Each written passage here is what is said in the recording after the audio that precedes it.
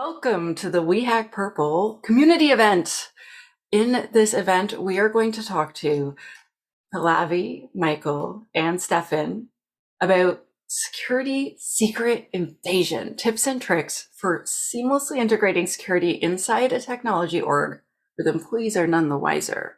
I'm Tanya Janka, I'm your host, but what we really want to see is our guests. So I'm just going to let them take it away. And I'm just going to be here in the chat if you need anything.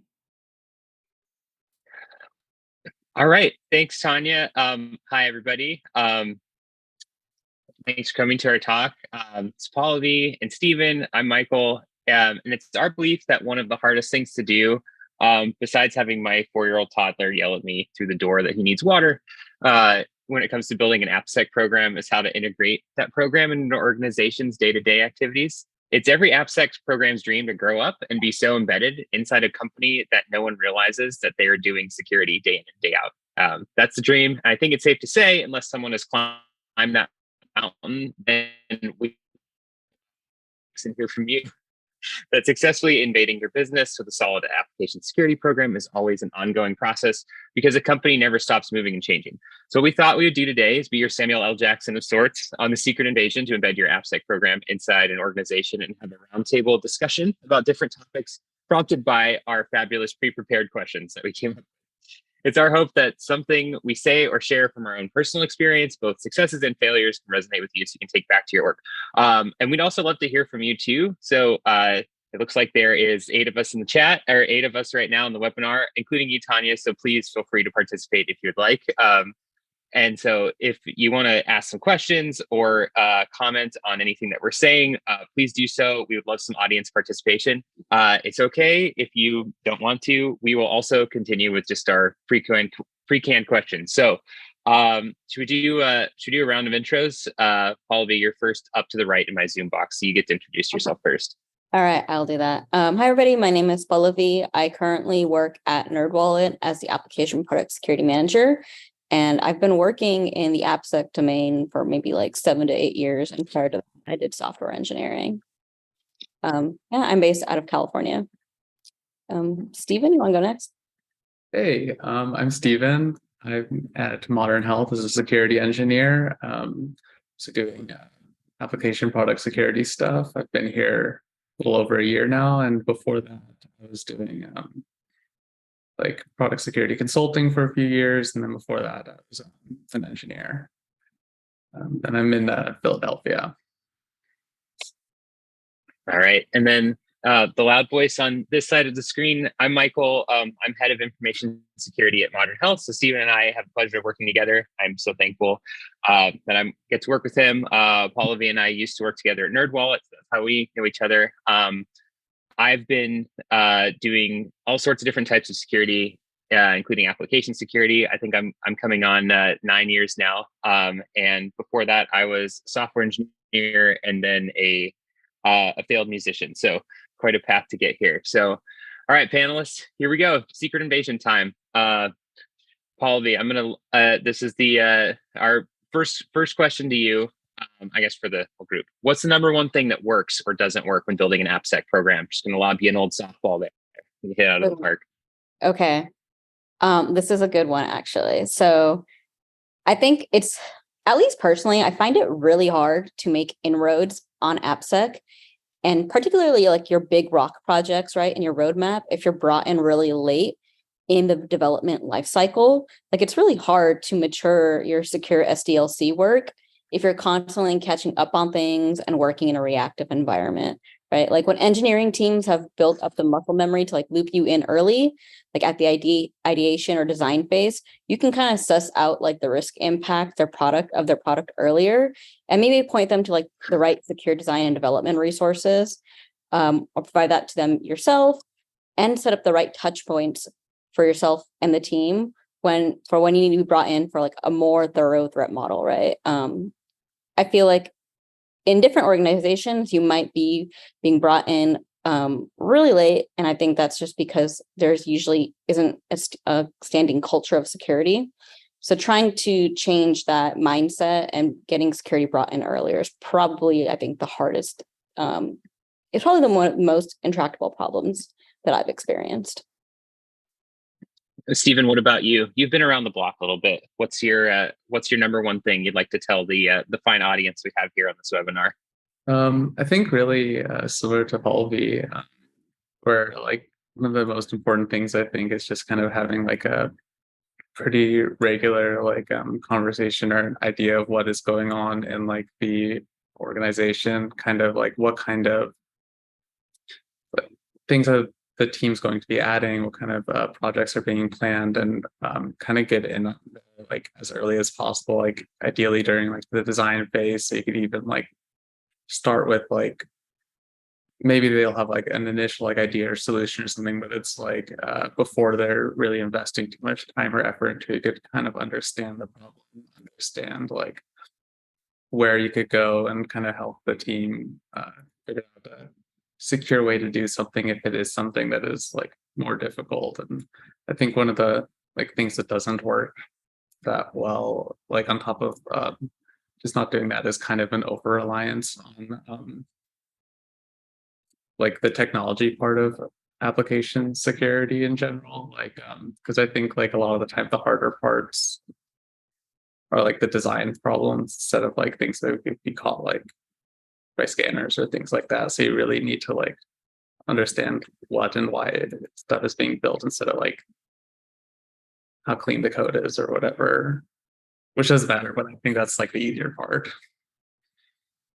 Yeah, that's a good call out, where it's like, yeah, sometimes as AppSec professionals, like the more straightforward, talking to people is hard, and working with people is hard, and that's like what you really need to do. I think for this question for me, like number one thing for me, like especially now that I'm kind of functioning more, like I guess I'm not an executive, they don't pay me that kind of money, but thinking about like where your AppSec program fits into the business at each level, and like what different levels of the organization, like how they care about it. Like I talk about our program differently to like our tech leadership versus like, you know, how we're talking about it to engineers, and figuring out like how to communicate like why that's important, and why there should be buy-in. So for engineers, that conversation is going to be different, but just keeping in mind like what oh my god, my 4-year-old's yelling at me through the door again.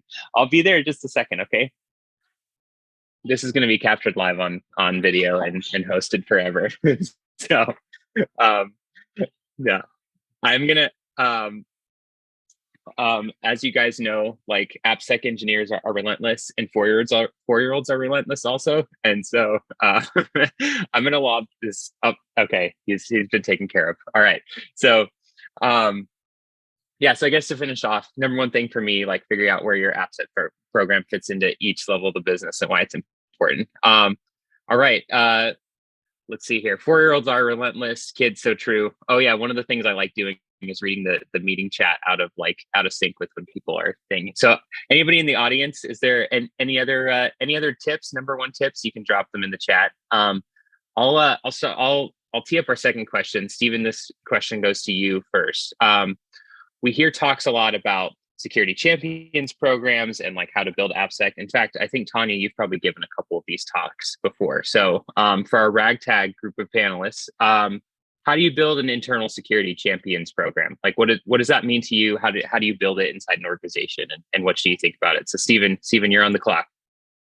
Oh, that's a tough one. I think that's something we're still kind of figuring out and working on, and trying to determine how best to have that work in our organization. It's tough. Like we're trying to figure out how to get engineers like engaged and involved without kind of stressing them out or giving them too much extra work, to kind of have them as like an extra resource. But it is like,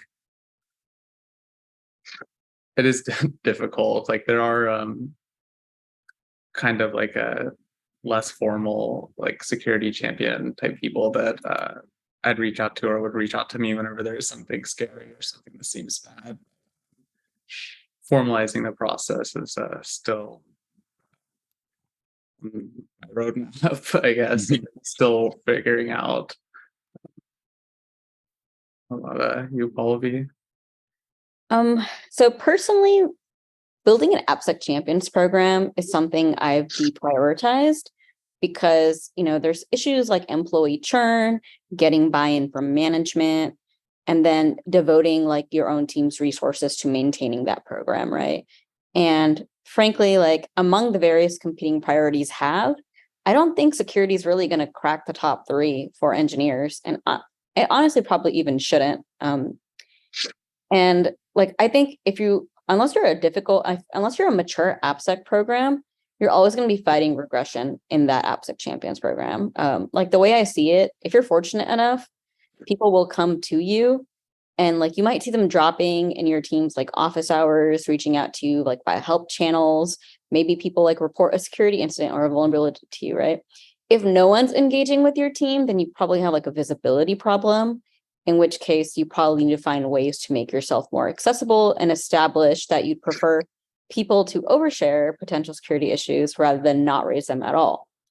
Like I think people might feel intimidated approaching security for various reasons. So part of like, our team's responsibility is ensuring that you develop like that psychologically safe environment and foster like a blameless culture, right? Like we need to strive to be empathetic to developers, both when they're communicating with us and when we interface with them, including like the security tooling and the processes we roll out. And I think an AppSec Champions program, and when I try to like size that roadmap item, it's like extra large. And I think it's probably one of the most difficult things to maintain, more so than any kind of security testing tool out there.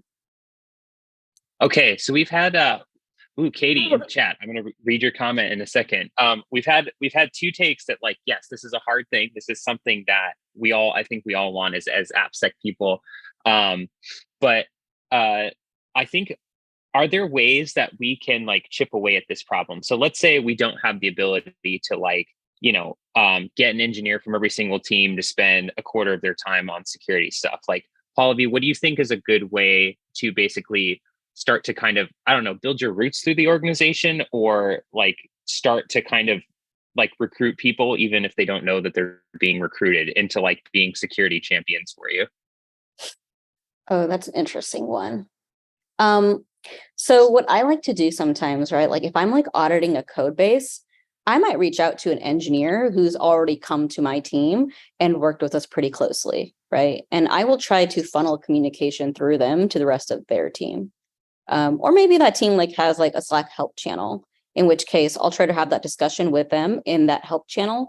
So it's publicly visible to everybody, and try to like have a very respectful conversation. And I think the more that they are thinking about it, the better. And I actually really would prefer that they kind of have that in the back of their mind that, oh, hey, this could potentially be an issue while I'm coding, rather than building like an AppSec Champion program where there's like a dedicated individual who is now responsible for making sure everybody is learning. Because I don't know about you guys, but I'm not going to go to their managers and try to expend the little political capital I have to get managers to force folks to think about security when it's kind of difficult to do that in the first place.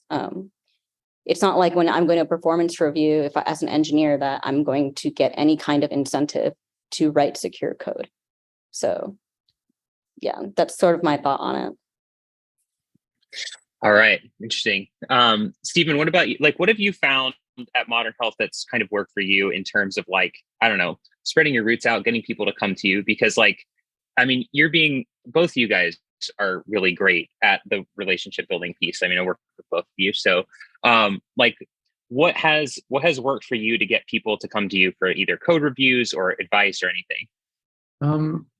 I think it's just kind of talking to the engineers. Like I think it's just like there's like some parts of the application that I think are more like security relevant or something, and like I might be like poking around at the code or poking around at the product and like trying to figure out something looks weird, and I'd see like some of the engineers that own it, or the engineers that like are on that team that have like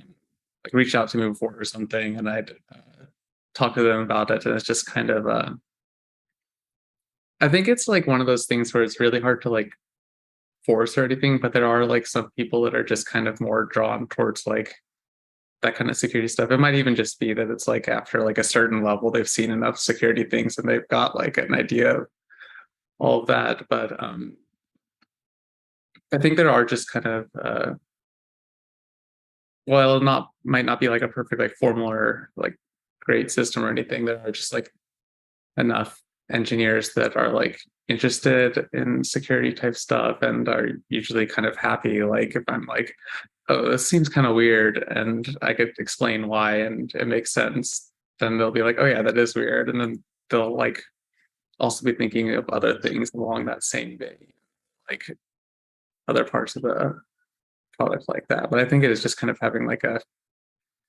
open channel of communication, and then also just like not like giving them a bunch of extra work or anything, just making it easy and like no pressure for anything that you may find anything like that.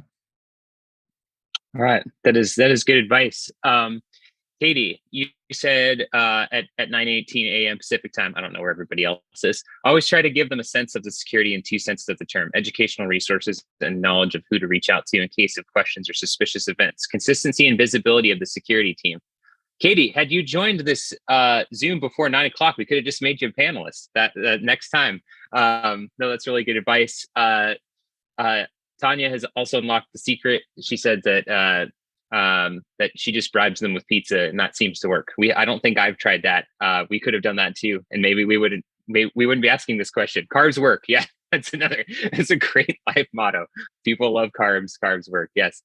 I think for me, for this question, I think that one of the themes that's just kind of been surfacing is this relationship building. So you have to build relationships with engineers, different people in the organization. And actually, Stephen stole one of my points here, where it's like identifying higher risks to the business and maybe spending more time there, giving like direct guidance to that team or vertical. So I've done before where it's like, if a team manages like an authorization system, or if the team like has a system that's processing very sensitive data, like going to them and saying, or going to contacts on that team, hey, when you're making changes, around authorization, look out for these type of vulnerabilities.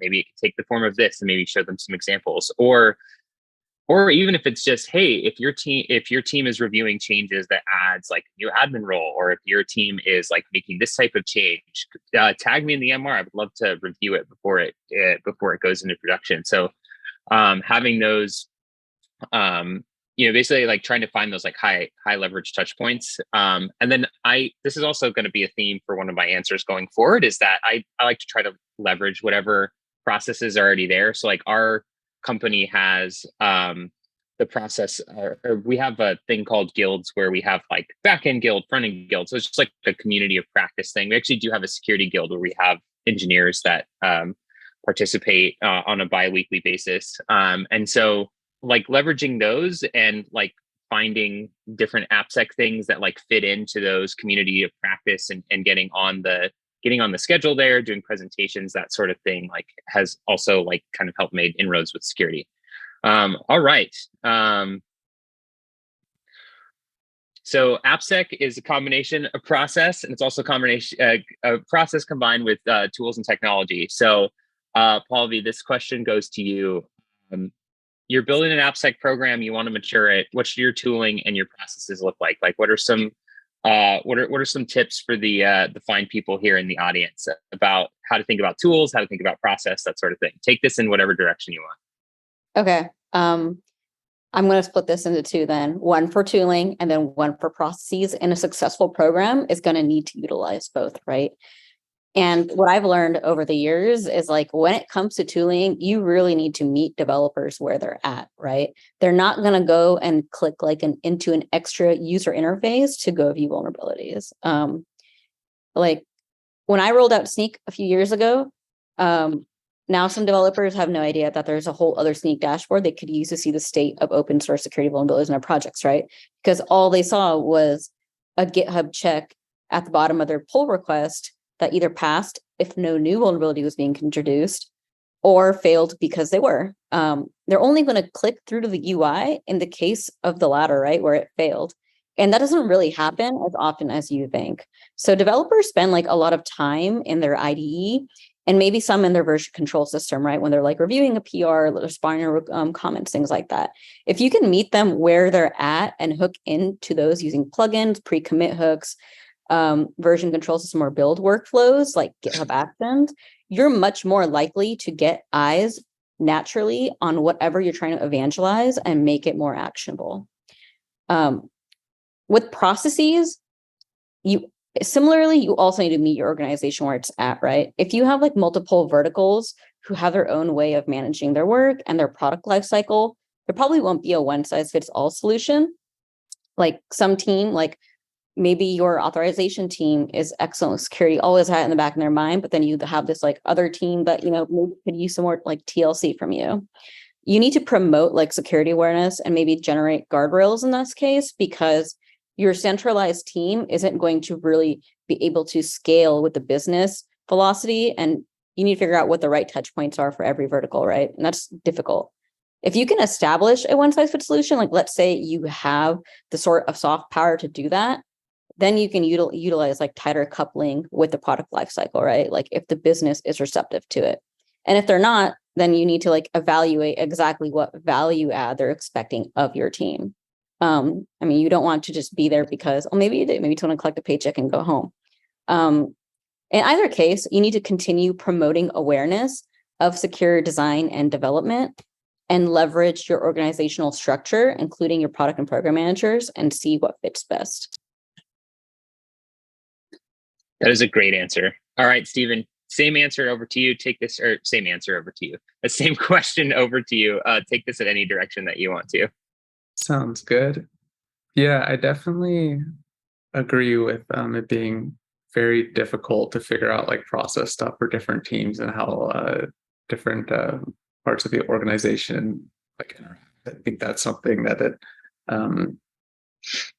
like something I'm still like working on and trying to improve is how best to work with each team, because it is kind of easy to like be like, oh wait, I don't know like what this team's been doing for the last like month or something, and getting pretty worried about that. But I try to have like semi-regular meetings with like stakeholders of the separate teams. Then I could kind of have like a very high level idea, like maybe at the start of half a report would be like, these are the things we're planning on doing, like and like whenever like things are starting to get worked on or designed, then it's like I could like weigh in or help with the design phase or stuff like that.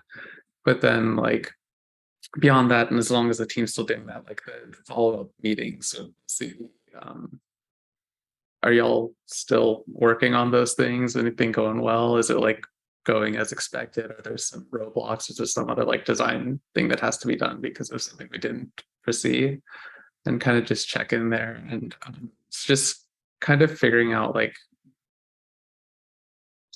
I do think like a lot of the most important parts are still just like investing heavily in the design phase and everything, opposed to as much like the later like MR stuff. Like there are some things that like could be done. Like some things are scarier and harder to implement and could be like definitely would need some eyes for MR, but a lot of the things for our org and for a lot of products, I think it's not so much like if it's designed well, it's not like super difficult for the most part. Like you're not like writing your own like wacky like communication system or something. It's just like following some pretty common patterns or something. And then as far as tooling goes, I definitely agree that it needs to be like as easy as possible. I think depending on like the organization itself and how like code is being made, like I'd even like deprioritize some tooling and stuff. Like I think like nowadays, like if you're like code base is kind of made by like more like senior people initially, and it's kind of like starting out with like a modern framework, like modern like secure libraries, like modern design systems. Like it's kind of difficult. Like to mess up, like have like a bunch of like things that would normally be caught by like SaaS tools or things like that. So I wouldn't like it's still like good and important to have, but I think like if there, people are doing like modern patterns and stuff, it's not like super important. Like, I mean, just like not super high priority. Like I don't see like people like pushing out like raw SQL or anything like really ever. But like design stuff like authorization patterns or authentication patterns are like always scary, like regardless. But then like third-party libraries could still always be scary too, but that's kind of a different thing. I think that's more important for the tooling, but yeah, just kind of easy, and don't like assume that you're safe or whatever, because that's good, because I don't think that's the hard part.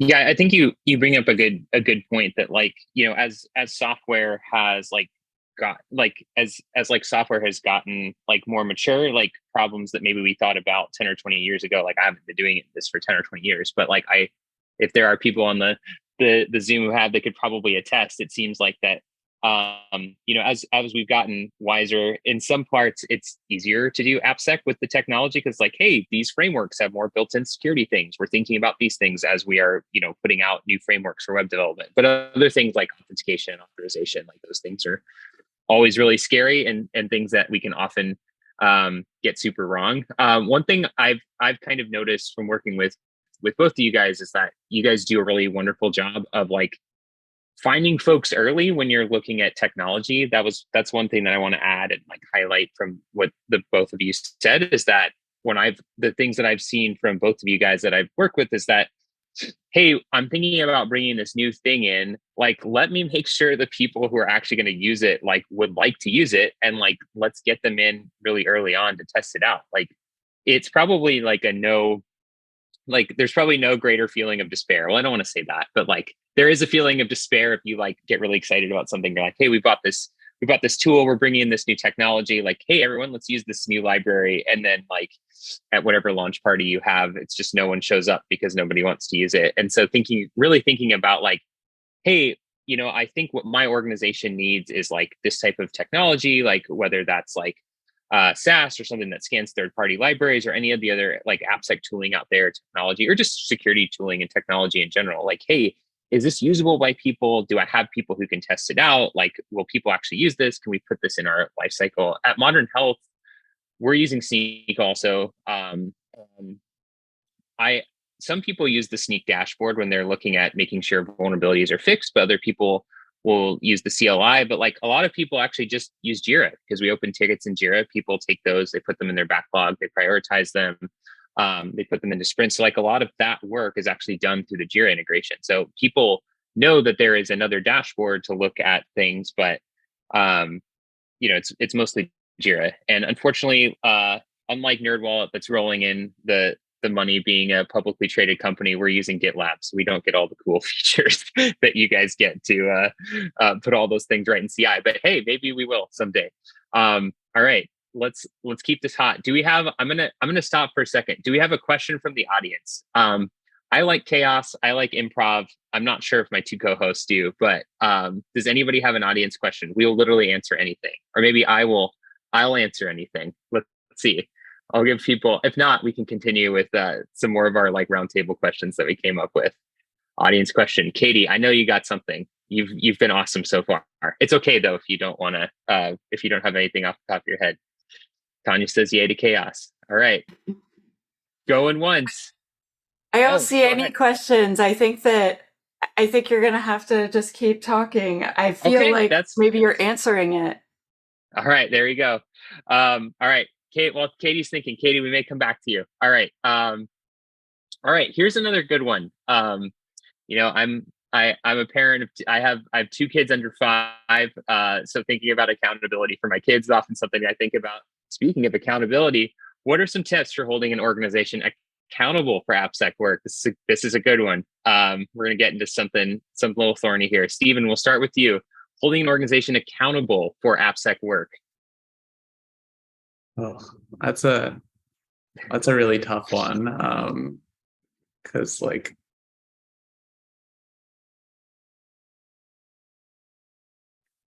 Yeah, that's a very tough problem question, I think, because it's like there's only so much like say like security has in general. Like how do we keep org accountable? Like, and there's like basic stuff like have like owners and things like that, but like it's like how do you have it so they design stuff well, they bring in security or things like that.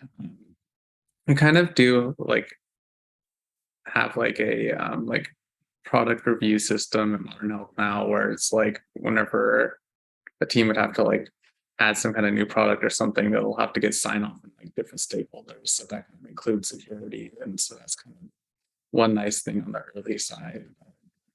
Then there's like basic stuff like having SLAs for like Jira tickets or vulns or issues like that. But that's always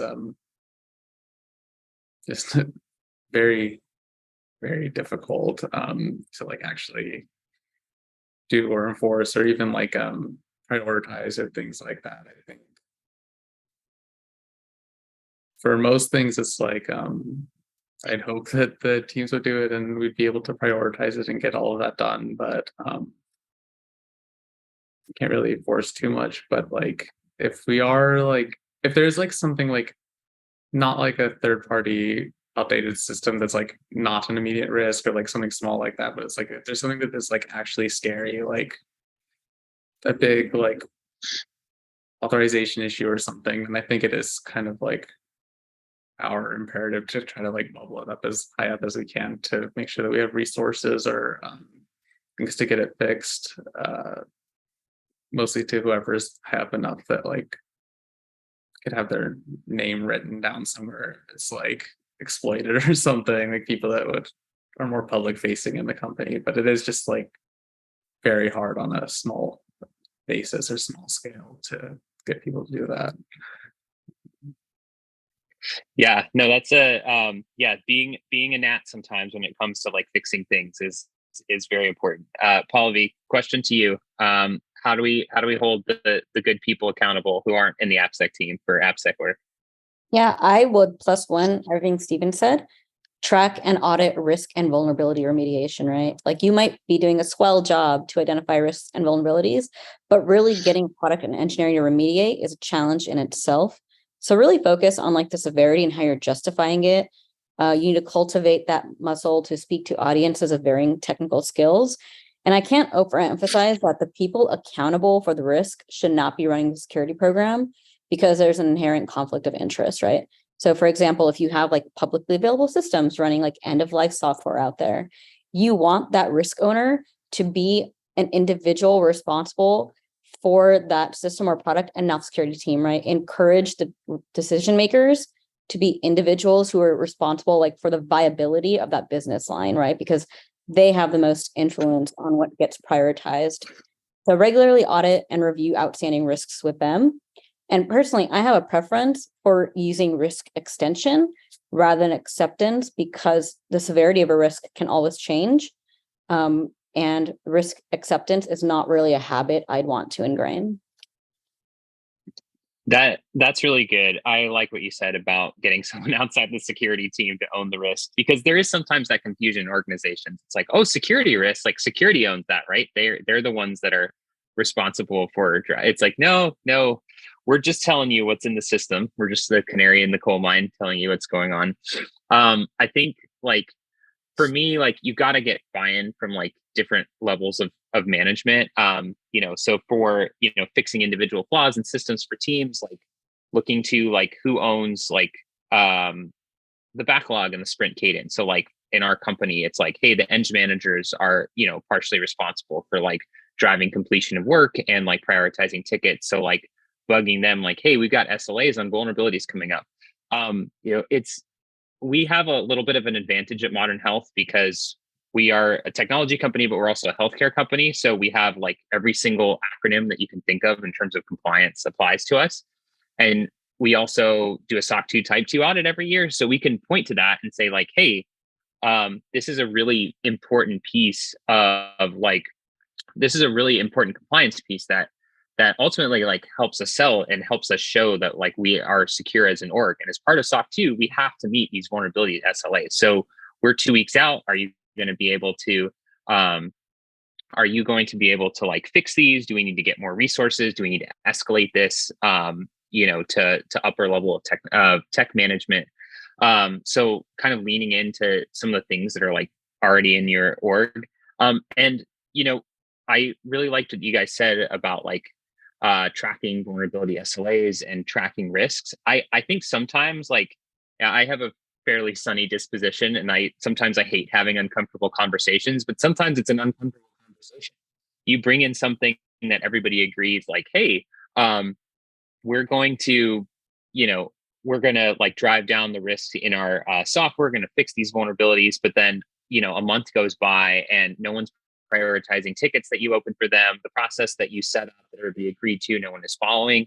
Sometimes just getting people together and saying like, hey, everybody, we agreed to do this a month ago. Why is nothing happening? Can you help me understand why this is? And not be antagonistic about it, but just seek to understand like, hey, we all agreed that this was important. We all agreed this was like, something that we should be doing as a company or as an organization or as a unit inside of like engineering. So like, can you help me understand, like, are there competing priorities? Do we need to go up a level and kind of get those realigned? So, Kelly, may I help you?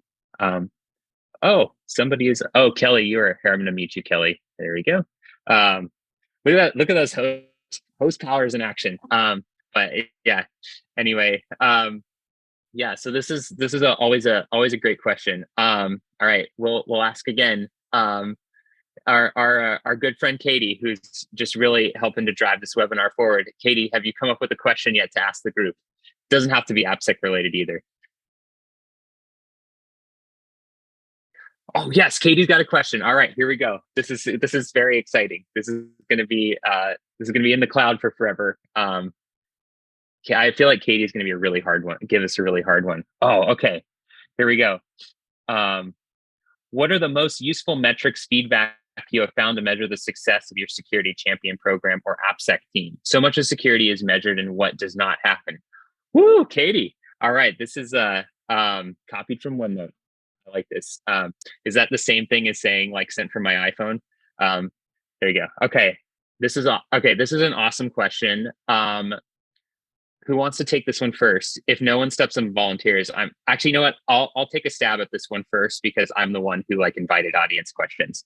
So I think, Katie, to me, this useful metrics and feedback. So I think like looking at like how engineering operates and like how your business running, like if you understand that, to me, like the companies that I've been at, understanding like what technology is used, what tech stack, like, where you deploy your software, whether it's in the cloud or on-prem. So like having an understanding of that, as an AppSec professional, your second step, like, okay, now I know the technology landscape.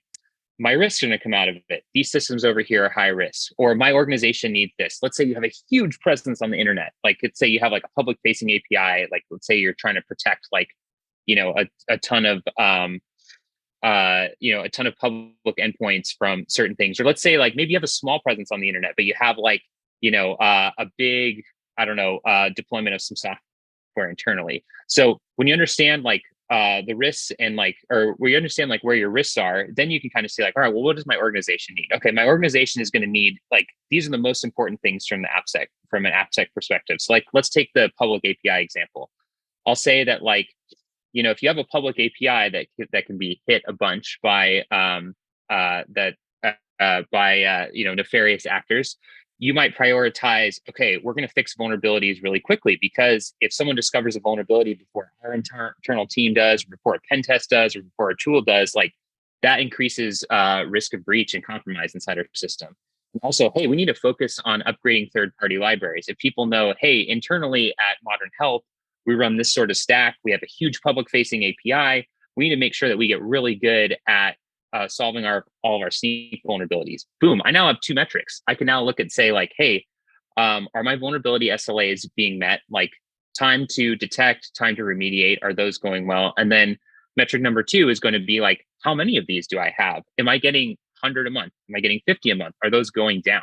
And so to me, like the approach to metrics is like step number 3, for like in like that journey of like figuring out what's important for your organization.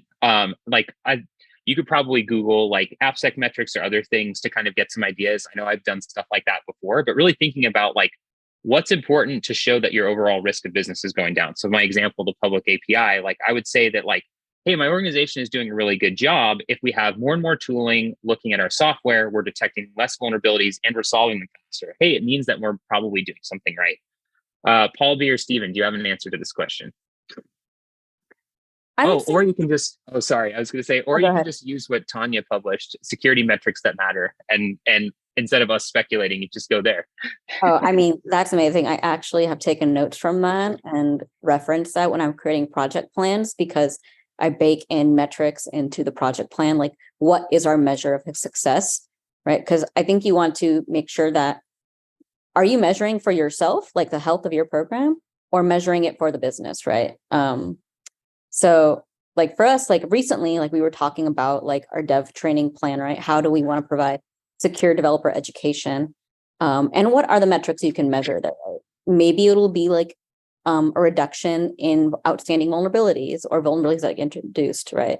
Maybe you see an increase in queries across like office hours or your help channel or people slacking you. The others could be like, how many people successfully find issues on the time they take in those coding challenges, or how much traffic you're seeing across like your practices documentation on your like Confluence space. So I think you really need to, honestly, I think this is one of the really difficult parts of project planning is what are you going to measure and for whom? Because you need to think about it in 2 ways: for your team, for your organization, and then also like for what do you want to present to the business. Yeah, I think like metrics feedback for like a security, like an AppSec program is like extremely hard, and actually kind of one thing that kind of annoys me with how difficult it is, or just kind of how to do it, because it's like trying to figure out what to track or what to record is like almost impossible, because it'll end up shaping like your metrics for success. Because it's like if you're thinking like a ideal AppSec program is one that is like closing these tickets or doing all of this stuff, but then it's like by like logical extension, then like your ideal AppSec program is one that's creating enough tickets to be able to justify closing the tickets or fixing it.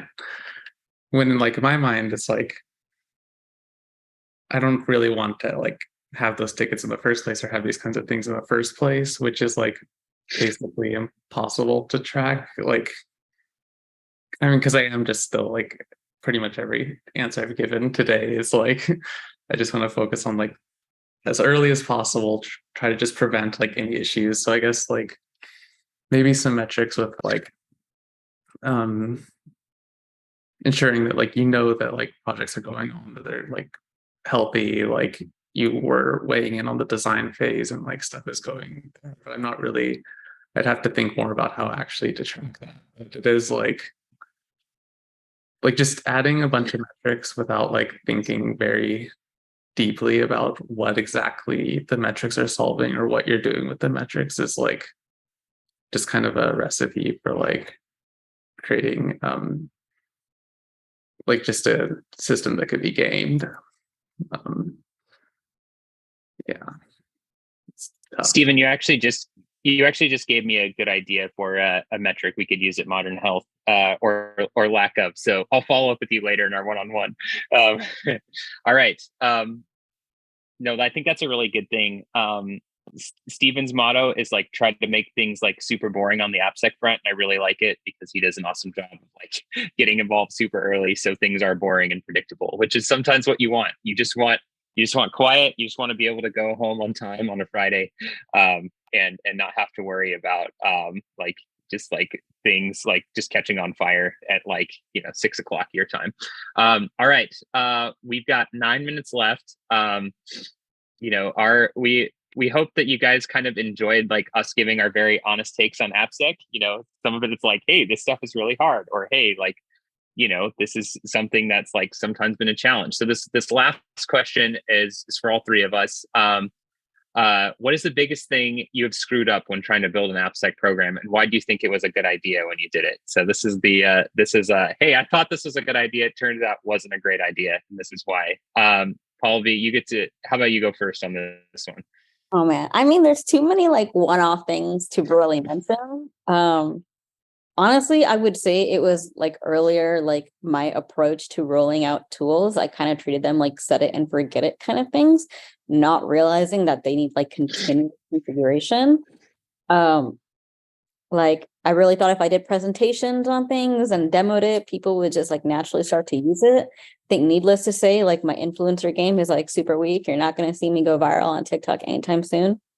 Like you really need to plan for how you like mature your response to risk, right? Like open source security vulnerabilities. So I think for me, it's always like the lack of planning that kind of screws me over. It's hard to say any one thing that really screwed me over. I will say the one thing that I found most useful was kind of creating like an intake process for our team, right? Because you might be feeling like requests from everywhere. And that's probably been the best idea we've had. I like that. All right, Stephen, what about you? I don't think it's so much as like a major, like,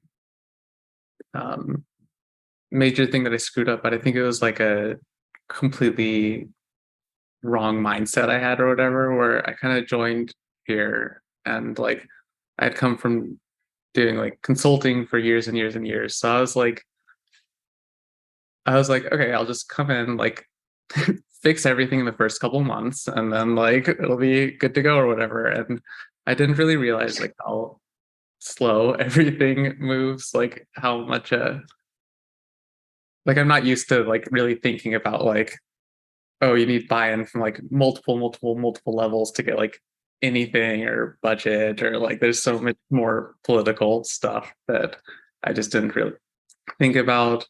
And then also one thing I didn't really consider as much, like from going from like just thinking about like exploiting issues to like actually like whether they're in the first place, is I didn't really think about how like for the most part, like most design issues at like a smaller company are made like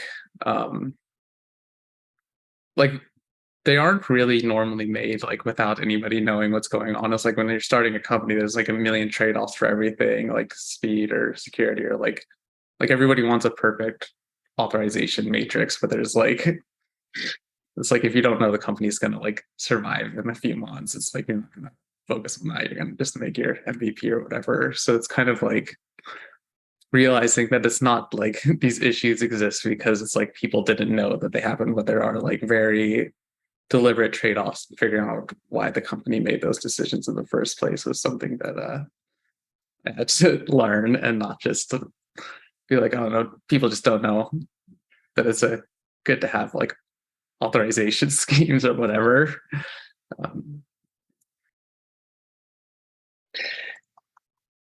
I think that's like, it is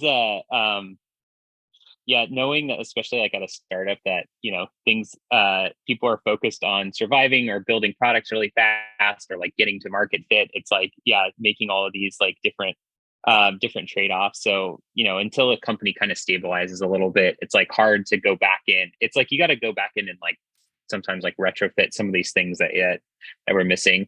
For me, like the first time someone tasked me with building like a vulnerability management program, we had some like good software running. We were getting some really good signal. We had like, tickets open. I was all excited. I like got people together and I'm like, hey, here's this process. Here are SLAs. Here's how we do the criticality ratings. And then like, all right, like these tickets are like now in your backlog. Like, let's, make sure to like prioritize them. They all have due dates on them. Here's this cool dashboard. And then like, nothing happened. And part of the reason is the same thing that Pallavi said, where it's like, I kind of had this like set it and forget it method. I was like, great, my work here is done. Like, but then because it was like a new process and there was just like competing business priorities, it was like, it took a while to kind of like build those relationships and kind of like influence people. It's like, hey, this is really important. Like to the point where it's like, hey, I'm going to tell my boss that like, that these aren't getting done and you do not want to mess with him, that sort of thing. Where it's like, that kind of came out as like, you need to threaten people. Like, please do not do that when building your AppSec program. That is like the number one thing that you should not do.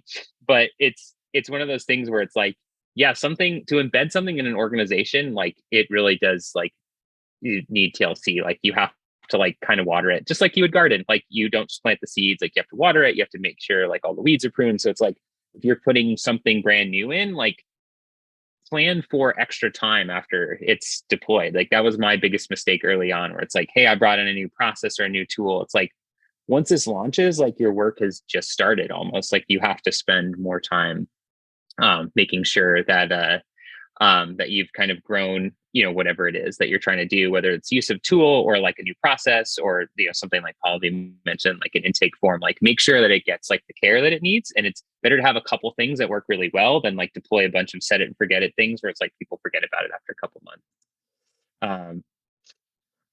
Katie, again in the chat with a great comment. It reminds me of political campaigns. Influence building is key for security work or your candidate to get priority. Yeah, Katie, reach out to us on LinkedIn. We'll include you on the next panel, okay?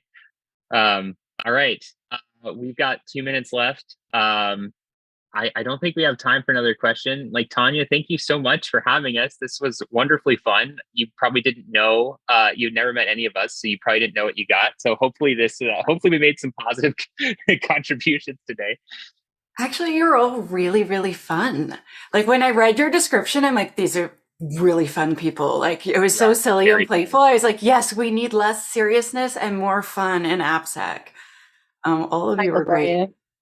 Mm-hmm. No, but you too. I felt like all of you had really good ideas and advice. I had fun. Did everyone in the chat? Do you have fun?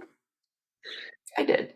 Yeah, I've been mics off this whole time, but I've really enjoyed this. Thank you guys. Sorry I didn't have any good questions for you, but no, that's all good. Yeah, no, I'm glad that I'm glad that you guys enjoyed it. Yeah, and I don't know. I guess like Tanya, you get the last word. This is your event, so I'll turn it back over to you. I want to thank the three of you very much for coming and presenting for We Hack Purple community. And I want to thank all the community members for attending.